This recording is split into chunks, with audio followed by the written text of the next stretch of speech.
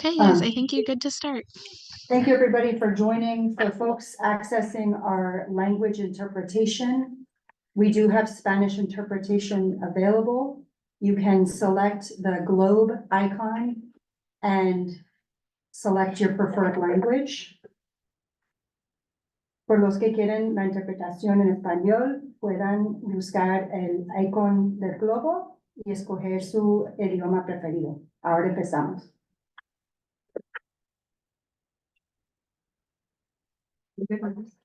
Yes. First of all, we would like to thank all of our media friends for joining us, all other guests.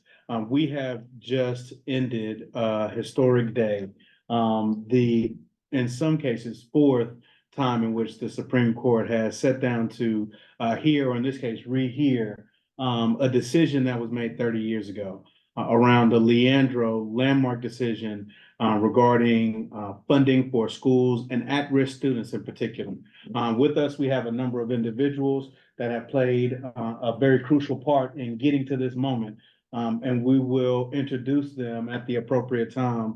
But for this conversation, we wanted to first take the media directly into the Supreme Court room where the hearing took place. We have with us to give remarks fresh out of the courtroom and really one of the leading attorneys around the current Leandro case involving Charlotte-Mecklenburg schools as the main plaintiff, attorney David Hinojosa. David Hinojosa is a recognized national leading litigator and advocate in civil rights, specializing in educational impact litigation and policy with the Lawyers Committee for Civil Rights under the law. David, give us your raw thoughts and reactions to what you saw took place today. Sure. Certainly appreciate the opportunity and, the connections with so many partners who are doing incredible work across North Carolina, trying to ensure that every child has, access to quality education. And that's, what this lawsuit has been for the past 30 years, as you know. And we thought we had, a big W a couple of years ago, back in 2022, following the November ruling by the Supreme Court. And 4 days later, there was an election and a newly elected majority in the Supreme Court that maybe was not so favorable to improving a sound basic education for all children and ensuring, that they get the revenues that they need. So, the case today, in the courtroom, Justice Earls reminded, other members of the court and the parties early on that they had resolved these issues around standing. So do the school districts have standing to sit in the shoes of all the other school districts across the state? And then, the second major issue was whether or not the court had jurisdiction to enter a statewide order when most of those school districts, were quote unquote missing. But Justice Earls reminded the court that they had actually visited this issue. It was an argument that was raised by the legislative interveners back in 2022.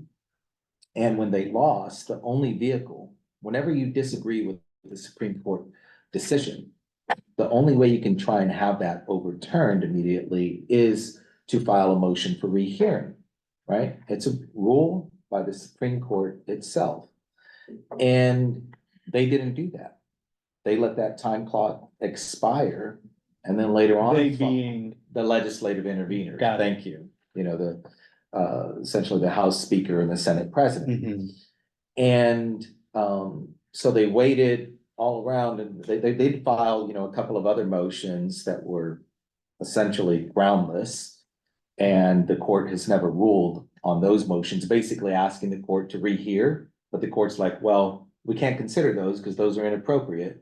So then they waited to, for this court, they waited for the trial court to then make a ruling on how much more money is owed, applying the last budget to the comprehensive remedial plan. The judge just issued a math calculation, and then they appealed that, and they wanted to open the door. They wanted to use that appealing, which should only be about the amount in question, but they wanted to again challenge, the jurisdiction. Did the court have the authority to enter a statewide order? Were there appropriate parties before the court? Again, the court had already answered those questions. So Justice Earls had reminded the court, and also reminded the court of the substantial findings that the courts have made over the last, 17 years preceding the entry of the 2021 order by Judge Lee, ordering the transfer of the funds to fund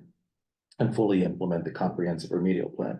But there were a couple of other issues, that some of the justices were raising. And again, I'm not pretending to read their minds, but just commenting on, the questions and potential angles that they might be taking. So Justice Allen had questioned about, the significance of no children being a part of the proceedings, which was interesting because we represent the Charlotte-Mecklenburg branch of the NAACP, and had weighed in and submitted briefs, on behalf of those children and other similarly situated at-risk children, across the state. But the plaintiffs themselves, the school districts, Hope County, and then, their children who were once part of this lawsuit, since graduated, right? We're now in the third generation of students who are being denied a sound basic education. And his suggestion was that maybe the school districts can't bring this lawsuits because only the children have a right to a sound basic education, not the school districts. Again, that issue had not been raised over the last 20 plus years in the lawsuit. No one ever questioned whether or not school districts had standing to bring this case.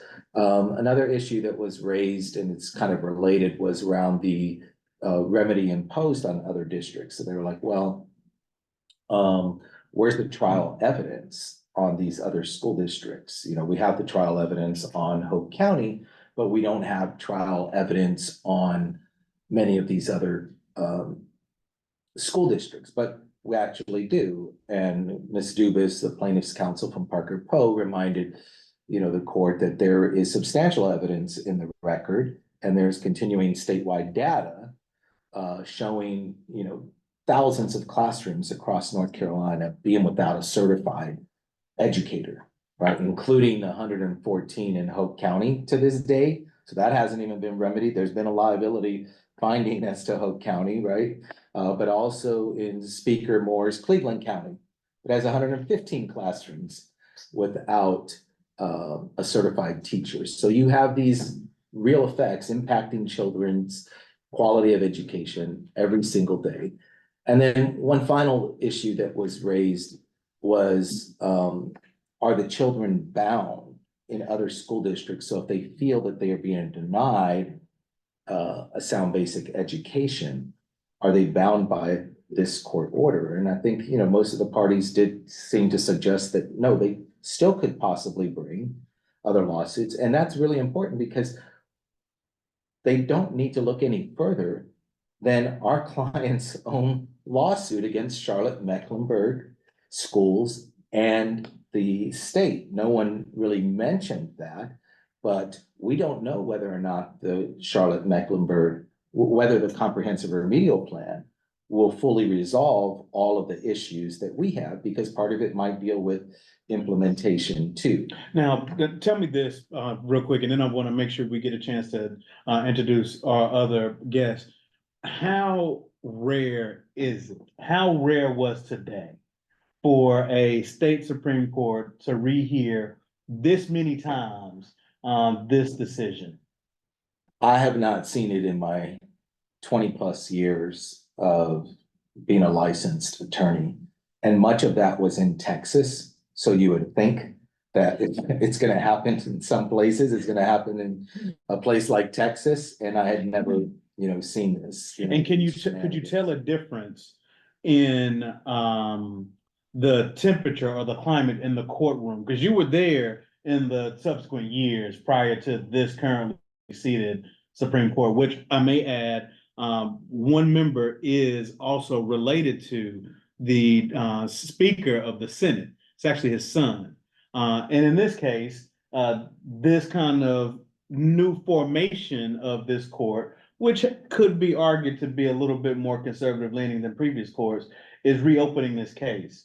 Could you tell a difference in the courtroom from the demeanor of the judges? I think you definitely could gauge that there were a lot of questions. I think there was some apprehension across party lines from the justices about outright overruling Leandro for the November 2022. But they were or many of the justices seemed to be trying to figure out ways to get around having to yet again affirm and fully implemented the mandate in the 2022 opinion. So they were trying to figure out, well, maybe we don't want to have to do this. So what other way can we do it and still save face? Because the public's trust, the integrity of the courts, is first and foremost. If we don't have the integrity of the courts, we lose a critical part of our democracy. It was good to hear, that at least there were some reservations about going too far, across party lines, but we'll have to wait and see. Oftentimes, during these arguments, they ask, tough questions, to both sides. I know there was, Justice Dietz had, mentioned like, well, what if, children aren't bound, shouldn't we remand the case and then allow a class action on behalf of children across, the state to bring this, or some multi-district litigation, despite, all the findings that we have, but, trying to create, some other potential avenue for remedy. Again, that's not the absolute worst decision, but are we gonna have to wait another 30 years, because it did seem like some of them were trying to figure out a way to kick the can further down the road. And David, just for the record, can you give your name, the spelling of your name for the media? Sure. David Hinojosa, that's Hinojosa. All right, perfect. And now, David just took us inside the courtroom. Outside the courtroom was just as much, if not more, action and intensity around the ridiculous nature of this rehearing. And the individuals that are flanking us were a part of making today so powerful for the people. And we want to make sure we introduce these. I'll start with Jackie. If you could just give your name, spell your name, the organization that you're with, of course, as a part of Every Child NC as well. And then I'll go to a line of questioning. Of course, my name is Jackie Perez Albañil, Jackie, last name Perez-Albanil. And I am with Education Justice Alliance as the statewide organizer. I'm Shalonda Riggin, that is spelled Shalonda, last name Riggin, Regan, and I come from Robinson County, Seeds of Hope CDC as the education coordinator. Paul Robeson Ford, Action for Equity, PAUL, middle name ROBESON, last name Ford. Work with Action for Equity as senior policy coordinator and facilitator for my Mother's Keeper Winston-Salem. Pastor Ford, we'll start with you. You rallied the troops in a major way, literally at the steps right outside of the Supreme Court on the steps of on the grounds of the old Capitol building. Can you talk about why it was important for the people to come together to mark the time, if not actually being in the courtroom itself, because the courtroom could not hold the hundreds of folks outside? Can you talk about why that was significant? Yeah. Let me just share these from estimates that have been done of what full funding of Leandro will mean just for Forsyth County, Winston-Salem, Forsyth County in fiscal year 2028, excuse me. $19 million more for children with disabilities, $24 million more for instructional support, $7 million more for teacher assistance, $39 million more for disadvantaged student supplemental funding, $2 million more for textbooks, $2 million more for classroom supplies and materials. And that's just one county. That's just Winston-Salem, Forsyth County. And so when you consider all of the challenges that we have been talking about for years in our public schools, with achievement gap, with the rising concern for reducing exclusionary discipline, with the ways in which we are underserving students with disabilities, when we look at all of the negative outcomes that disproportionately impact Black and brown children, fully funding our public schools has to have a sense of urgency, a sense of it's already too late, as Malcolm X would say. And everyone needs to have Leandro on their lips until this issue gets resolved. When I listened to Brother Hinojosa here talk about what was going on in the courtroom today, and we anticipated a set of shenanigans, what we're really just looking at is legal dances that are done to avoid the issue at hand, which is our children in our public schools have a right to a certain basic education. It's the job of the legislature to take care of that. If they don't want to do that, then with our checks and balances in our system, it's the job of the courts to make sure that they do that. So dancing around the issue, looking for pathways out, ways to kick it down the road, just means that the achievement gap continues to grow. The exclusionary discipline issues continue to not have the level of support that is needed for those children and families. And all of the issues that disproportionately affect Black and brown children, American Indian children, poor children, just continue to persist. It's an abomination. And so it becomes important, especially here in an election year, every single state Senate seat is up. Every single state house is up. State house seat is up. The governor's office is up. The attorney general's office is up. One of these state Supreme Court justice seats is up for re-election. That this be a litmus test issue for everybody running for office.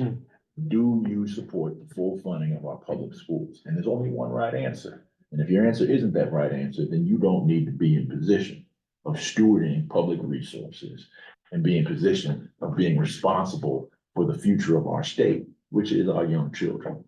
And so coming out here today was important to send this message so that everyone who is going to hear about this hearing is also going to hear about the voices of the children, the voices of advocates, the voices of educators who came from all over the state, okay, to gather in front of that courthouse and say enough is enough.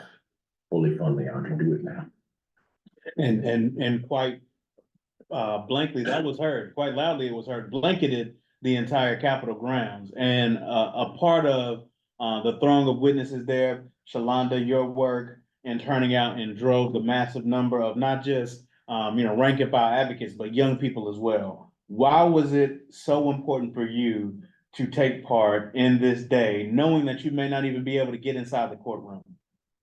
One thing that I heard today outside of the courtroom afterwards was that the question was asked, as far as the students are concerned, like where are these students, right? And just to make it real, they're still Leandros here. And we put them on a bus from Robinson County, from Cumberland County, just to prove and to show that, they may not be the original Leandros, but they are the Leandros of today. And as basic as it sounds, they still deserve a sound, basic education. And that's just not what's being fulfilled in this moment. So it's just to put a face to the fact that if you're asking where these kids are, they're right outside the courtroom. Take a look, like they're here with us. So that's why it was important to get them here today. As you saw them engage and really get a sense of what this was, because I mean, driving from Cumberland County, Robinson County, literally the heart of Leandro, into the state capitol, where you go from, Eastern North Carolina, rural expansion of the state to the big city, downtown area, and then thrust right there. Could you sense a shift in their understanding of what this was throughout the day? Absolutely. Just the questions that they were asking, as far as like the posters that they saw around, and they're trying to figure out, well, what is this money and what can be done? And I'm like, what do you not like about your school? What do you not like about what's going on right now? One of my kids, I have an after school tutoring program, that I run Monday through Thursday in Robinson County. And I've reached a point where I'm at capacity. I can't take any more kids. Like I just cannot, even with the help of Beta Club students who come in to assist me. I've reached capacity. And one of the kids I was asking him about today, I was hoping that he would be able to come. But anyway, one of the things that he said when I was talking about the necessity for funds, he was like, yeah, my math teacher. And I mean, this kid is brilliant. Like, I won't take that away from him, but he was like, yeah, my math teacher is a substitute. And she really, honestly, he was like, Miss Shona, there's not a lot that she knows. He's in the eighth grade math teacher. So for that to be a story continually throughout, like not just that eighth grader, but then we have several classrooms right now that are being occupied by teachers who don't reach the standard. I mean, they're not, they're not up to par with. So a lot of it is busy work. They're getting packets every day. And then at the end, when it comes time to take these, tests to go on to the next grade, they're expected to reach a certain benchmark but the teachers that you place before them are not expected to reach those same benchmarks. So in conversation, just talking to them and having those conversations and really listening into what the children have to say, it's just very evident that this funding is needed and it's necessary. And then to have for them to, like I said, just looking at the posters and material that was provided, and then allowing for them to voice, you know, like, this is what I'm seeing in my schools, and this, and you know, some of it's cute, like, oh, we can have better lunches, but then there's also the very serious stuff, like, you know, well, my school doesn't do this, and my school, you know, is not able to perform at this level, or I see this school, and at one point, last point I'll bring up too, is our children just 30 miles up the road. So we came from Lumberton, but we stopped in Fayetteville to pick up a group of kids that came with us. And that's the whole point, right? Is that there's not an equitable situation happening here. So the conversation that my babies in Lumberton are having is not the exact conversation that our children in Fayetteville are having, because they have better opportunities just 30 miles up the road. 30 miles. So 30 miles. Well, I'm glad you all planted literal seeds of hope for the students this day. And I think it's important to know too, one of the disparities in public school funding that we don't often see is the lack of field trips and cultural engaging opportunities. And so the students that had the opportunity to come today, no telling how many times they have been denied access to come to Raleigh. When I was coming up, you had 2 or 3 field trips you knew you would take. General Assembly, they would take you to Williamsburg so you could see, you know, white supremacy from the origin. And in this case, I think we really have to recognize that even those basics, those things that we thought were set commonplace, are obscure now. There are no field trips. And so the fact that, you know, students from 2 districts, even though it wasn't the whole entire district, were able to come for that day is amazing. Jackie, your work at the grassroots level is pointed towards creating systemic change by filling people with education and information to go to their school boards. And at a state level, you were helping to coordinate it, orchestrate that at a macro level. Here today, we have embodied that. The significance of this kind of top-down model is important. And what did it mean for you to see all this activity to be a part of the planning from EJA standpoint? I mean, it was able to demonstrate that across the state, we are building so much power with our students, our teachers, grandparents, like anybody is just coming out here, and it's a demonstration for others who couldn't make it today that like we are standing up for what is being done to us. We're holding our legislators accountable.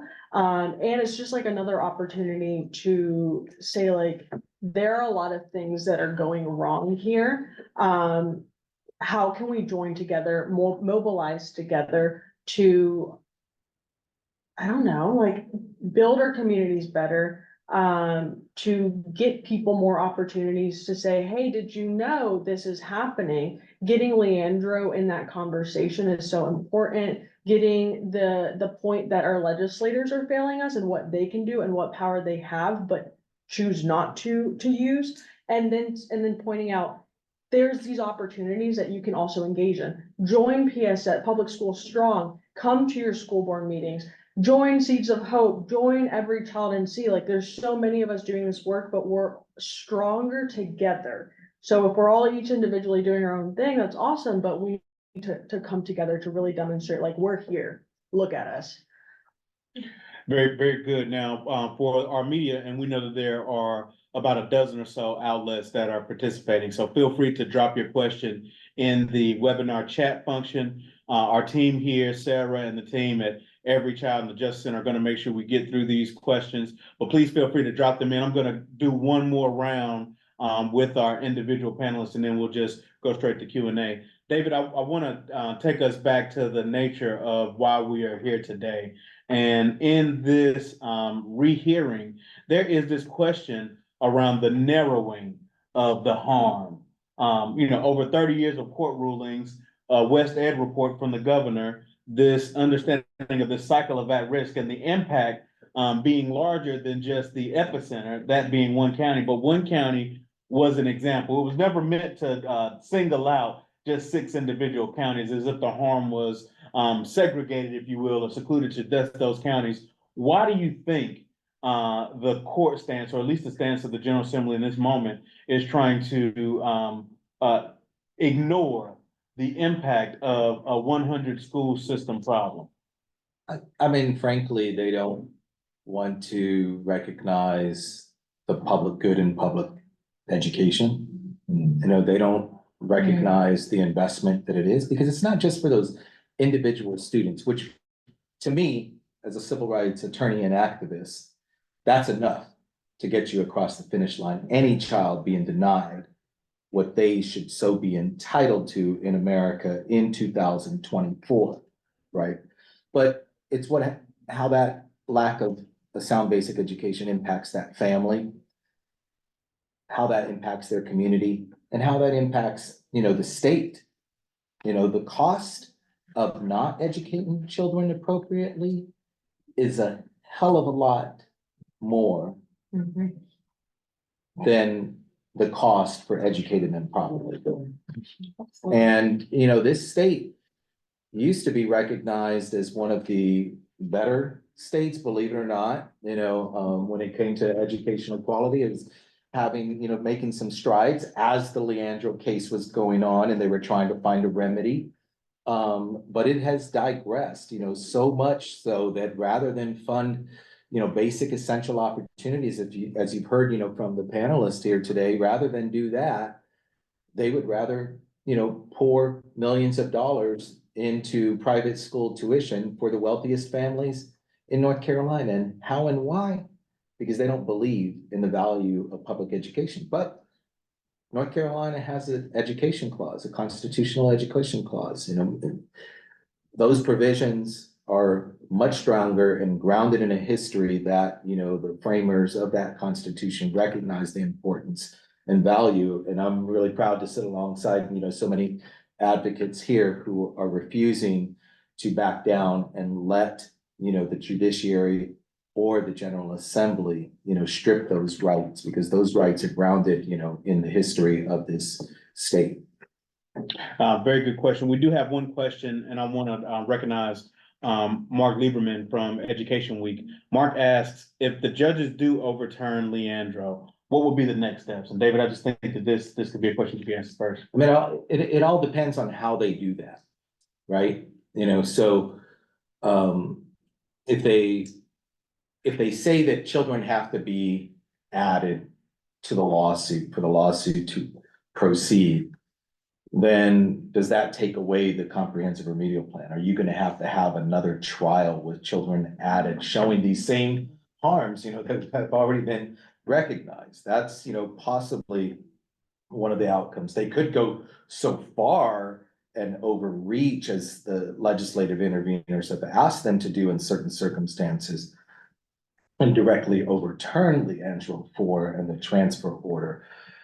That seemed to be the death knell that not many justices, at least publicly, were willing to sign off on, today during the argument. That's, another way. They could come back and say, well, we want further findings on the statewide harm, even though we have lots of irrefutable findings. But, there's just a number of different ways that the court could address this issue. And I think that's, the details, in that opinion will tell us, the direction that, the next steps for the parties. Pastor Ford, the General Assembly has been found in all cases guilty of not meeting the constitutional mandate. And their 30-year delayed response has drastic implications in Forsyth County, Robinson County, across the state of North Carolina. But the fact that they are not only denying that they are at fault, or even denying to look at it, they're denying to look at the findings from the West Ed report. One of the things that folks often say is behind this is race. I think it's obvious to state that the majority counties in Leandro are African-American counties, but underneath the surface, these are not all minority serving institutions. That's why this conversation around at-risk students is so important. Give me your definition of at-risk and why it is so significant to make sure that we're not just looking at a one-size-fits-all or one county approach to what is clearly a systemic issue. if as a child, you and your family have a question from month to month as to where you're gonna be living. If as a child, you have a question from day to day as to whether or not you're gonna have access to 3 square meals, whether or not you're gonna go home and have food in the fridge. You have a question as to whether or not you're gonna have a safe route on the way home. You have a question as to whether or not anyone is going to be there to help you with your homework. You are under the pressures to get involved in social situations and with crowds that are gonna lead you down a path of self-destruction. You do not have the opportunity to think about things like field trips, like going outside of your neighborhood, like traveling for cultural events and things of that nature that some others might take for granted. Any one of those things and so much more puts you at risk. And it's not just Black and brown children, it's poor white children. That's right. It's our American Indian brothers and sisters, That's right? And so one of the things that we have to understand is that while Leandro has been rightfully portrayed as an issue that disproportionately will help Black and brown children, because the issues that Leandro seeks to address in terms of the West Ed report disproportionately negative way impact Black and brown children. This is an issue in rural white counties where the public institutions are really the only institutions they have. The public schools, the community colleges, right? The public health departments, okay? It's not going to be hard if you do a little digging to see that exclusionary discipline does not just disproportionately impact Black and brown children, it disproportionately impacts poor white children as well, right? And so it's time to have a wider view of what we understand here. You go back into history, public school education was an experiment in equipping the populace for democracy. It was an experiment in making sure that every child, no matter their circumstance, had access, right, to that sound basic education. And we have a lot of talk in this country these days about the fragility of democracy. We enter this election cycle, and there's been a lot of pretense over the years to the glory of American democracy. Well, the bottom line is that if the stewards of democracy, the people who are put in positions of leadership by that democratic process, are not seeing to it that the conditions and circumstances are ripe for preparing the next generation to participate in and lead that democracy, then they have no business being in those positions. So when I go back to what I said earlier, that this is a litmus test for every man, every woman running for state senate, running for state house. Do you support the full funding of Leandro? If the answer is no, get out. You don't need to be there. And this is the sort of cut and dry analysis that we need to have in every area of this state, whether it's more urban areas like Charlotte-Mecklenburg County or Winston-Salem, Forsyth County, or Durham, or more rural areas, reaching all around the east and west and north and south of the state. Everyone needs to understand that the full funding of public schools is an issue that impacts people in your community and the future of your neighborhoods. If you're just tuning in or joining us from our friends in the media, we're having a debrief of today's state Supreme Court rehearing on the fourth rendition of Leandro. In some cases, they're still arguing the first Leandro, but some instances they're calling this this is considered Leandro 4. There is a question from the media, and we'll take that in a second. And I want to make sure we recognize that currently in this state, we are not preparing students to be accepted into schools within the UNC system. Our state system of public schools is not adequately preparing students in the school districts to apply for schools in the UNC system. That in and of itself, without a constitutional mandate, should be a crime. It can be determined what counties are being not unadmitted at the highest levels or not being accepted at what levels. And we should be able to, even without the constitutional mandate, just do the right thing. Every student that is in our public schools should have a right to be able to apply and get accepted into any school inside the UNC system. And so this question here is similar to what would happen if, in this case, Brighton McConnell asks, all of our panelists, if Leandro was overturned, would you consider, or should there be consideration given to pushing lawmakers to amend the state constitution to further strengthen the language that provides the provision for education? Is that an option that has ever crossed the minds of any groups or any individuals here? And we can just go straight down the line. We'll start with you, Jackie. I mean, something that's running through my head right now is, I mean, yes, strengthen what the Constitution says, strengthen the policy, but even, even right now, it is included in the Constitution and you're still ignoring it. So I would be interested to also hear from the people in this room I don't know how much I trust if they did just change the wording, would we still not get the funding? Because it's in there right now. So what would it actually mean to go through the process of changing the Constitution if we do, and then you still don't give us the money? Shalana. With something you just said, right, you were saying they're not being prepared to enter into higher education for our UNC school system stuff. So I think the challenge becomes, we need to make just more vivid than what are we preparing them for? You know what I'm saying? Like, what is it that we're setting them up for? Where are we? Like, what direction are we taking them? We were talking earlier, someone mentioned, just something as simple as a field trip. I can remember, an after-school program that I used to work for. And we took some kids into a simple, I think it might have been Bobcats at the time, Charlotte Hornets game, anyway. And just going in to see the skyline of Charlotte.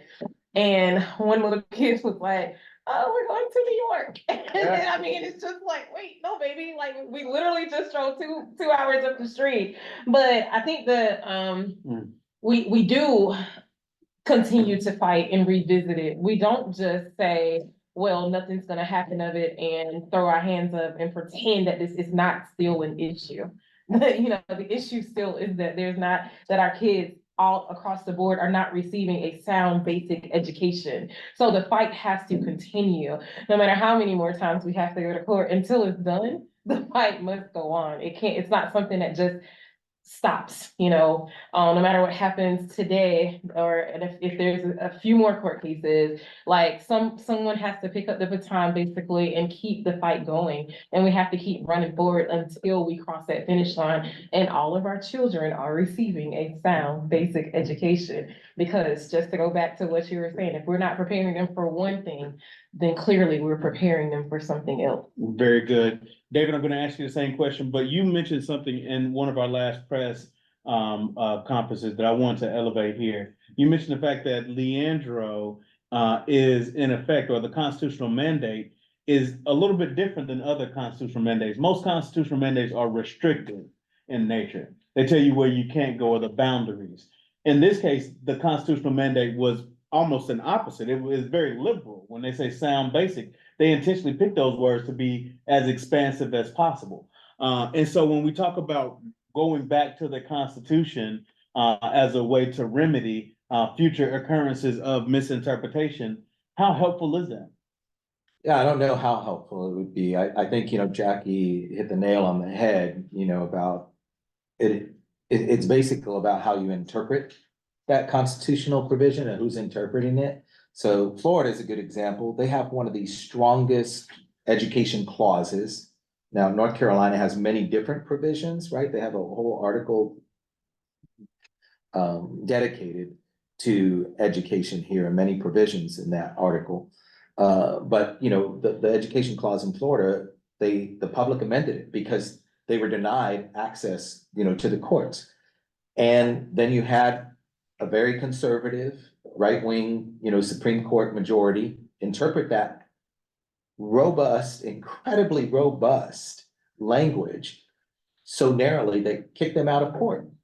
And so it's a matter of, the people wearing the robes who are going to interpret that and how faithfully they will interpret it. And, the courts there's lots of incredible cases over the years, many that we briefed, before the Supreme Court as well, reminding them what they've said around a sound basic education, about it being a paramount.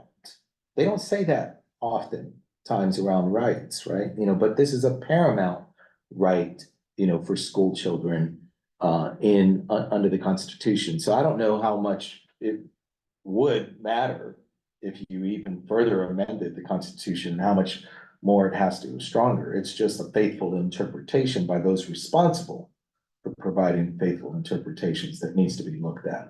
While you're at it, I think it would be helpful to get, before we go to Pastor Ford, is there a difference between equal opportunity and sound basic education for all? So there shouldn't be, right? In a legal sense, some suggest that one is less than the other. I mean, the Supreme Court itself in Leandro 1 kind of suggested that, no one has a right to an equitable education. It's just, whether or not someone is getting a better education versus them. So is that equal opportunity? And the court kind of said, well, we don't think you have a justiciable right for that. If you want to say whether or not you have a right to an adequate education, that's one thing, but comparing it to the education of other students, so you would think that, well, how or why not? Why should the legislature be allowed to provide unequal opportunities? And so, I definitely think there should be, some access to that, but we shouldn't just be talking about a sound basic education. We should be talking about equal opportunity to a high quality education that will help students reach their full potential. That needs to be not just an aspirational goal, but an attainable goal. Pastor Ford, we're not gonna bond you to the constitutional response alone. How do we, constitution or otherwise, really get the General Assembly to be accountable to this idea of equitable, equal investment for a sound basic education, regardless of what county a student is in? Many of us have understood for years the judiciary is just politics by another means. This all comes down to the decisions that people in positions of power make about where the primary concern is in a society. And in any society, the primary concern needs to be with those who have the greatest challenges in front of them. Okay, and that's the bottom line. It's political value, it's moral value. Matt and I have had conversations about the fact that if this does not work here with this most recent Leandro hearing, we need to have some conversations about federal conversations. We need to have some discussions about federal lawsuits relative to how our students with disabilities are one of the many groups, right, who is being disadvantaged here because of Leandro not being fully funded. We need to have the kind of conversations that were had in another generation prior about going to the international courts, okay, and raising concerns over human rights, okay, and raising concerns over how children are not being placed in position, right, to reach their greatest potential because those in power are simply disregarding the responsibilities that they have. And so we have to think about this with the by any means necessary kind of mentality in terms of political approaches, in terms of state level approaches, federal level approaches, international level approaches. Unfortunately, the reality has been throughout much of the history of this country that you have to shame some people into doing the right thing. There's not another study that needs to be done. There's not another finding that needs to be found. We know what the challenges are. We know what the needs are. This legislature just tossed millions and millions of dollars to expand the voucher program that is not designed to help those children facing the greatest challenges because they don't have enough money for a voucher for every single child attending every single public school in North Carolina. Okay, and they're never gonna come up with that. So now the question is, whose situation are you prioritizing? Yeah. Those of means, those of resources, those who have a pathway to not be at risk, or those who are living, as Howard Thurman would say, with their backs up against the wall? Our primary responsibility is to that group. If they won't deal with it on the state level, we may need to have some conversations federally, and we need to have some conversations internationally. What good is it for Raleigh, Durham, and Charlotte to boast annually some of the best performing schools in the country, when our state ranks at the bottom for education and access.